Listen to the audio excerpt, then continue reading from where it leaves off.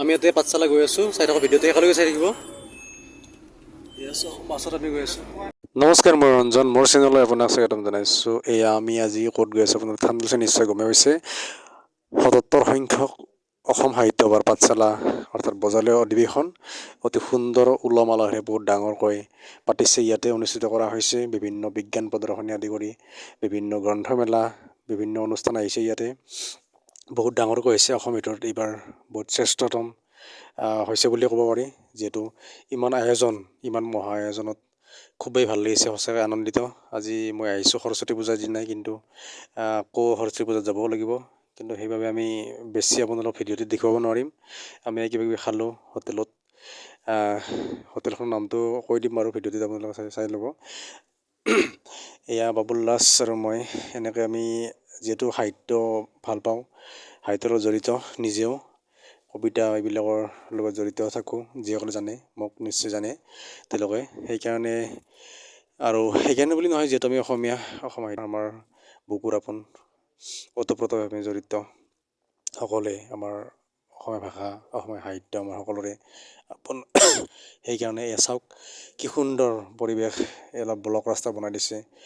ভিডিঅ'টো যিহেতু এনেকুৱা ভিডিঅ' বিভিন্নজনে ইউটিউবাৰে বনাইছে, সেই বুলি নহয়, কিন্তু আমাৰ সময়ৰ অসুবিধাৰ কাৰণে আমি বেছি ভিডিঅ'টো দীঘলীয়া কৰিব নোৱাৰিম। কাৰণ আমি আকৌ তাৰ পৰা সোনকাল আহি সৰস্বতী পূজাত উপস্থিত হ'ব লাগিব। সেইকাৰণে আমি ইমাৰ্জেঞ্চি বুলি ক'ব লাগিব, মানে যিহেতু মিছ কৰিলে মনটো বেলেগ, সেইকাৰণে আহিছোঁ আৰু এনেকৈ আহি পেলাই চালোঁ, বহুতেই ভাল লাগিল। বিভিন্ন কিবাকিবি চালোঁ।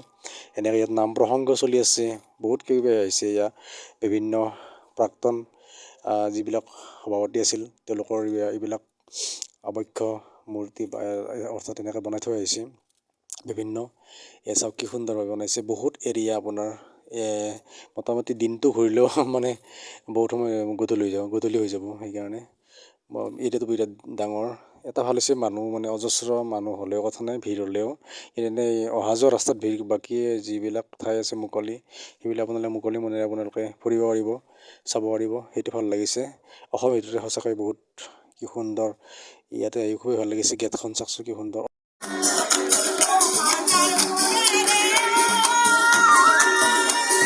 পাঠশালা ঠাইখন আগৰ পৰাই বহুত উন্নত, আৰু এনেকুৱা ধৰণৰ অনুষ্ঠান চলে আৰু বেছি উন্নত হৈ গ'ল ঠাইখন। সঁচাকৈ পাঠশালাত মোৰ বুকুৰ আপোন ঠাই, মই প্ৰায় আহিয়ে থাকোঁ ইয়াতে। অতি সুন্দৰ, বিভিন্ন দিশত আগবঢ়া এখন ঠাই। শিক্ষাৰ দিশত, ক্ৰীড়াৰ সকলো দিশতে আগবঢ়া প্ৰায়।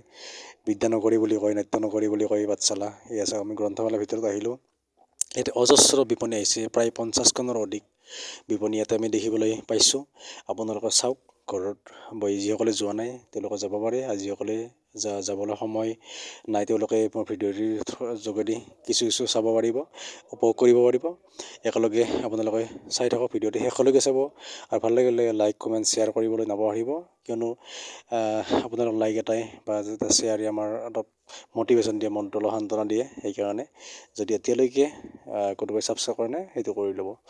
আৰু মোৰ যিহেতু ছাবস্ক্ৰাইবাৰ 1K কমপ্লিট হ'ল, এতিয়া মোক ভিউজ লাগে। ভিউজটো খুবেই কমি আছে। এই ধৰণৰ ভিডিঅ' আৰু মই যিমান পাৰোঁ চেষ্টা কৰিম, আৰু ছবিৰ ভিডিঅ' দি থাকিম মাজে মাজে, যিমান সময় উলিয়াই।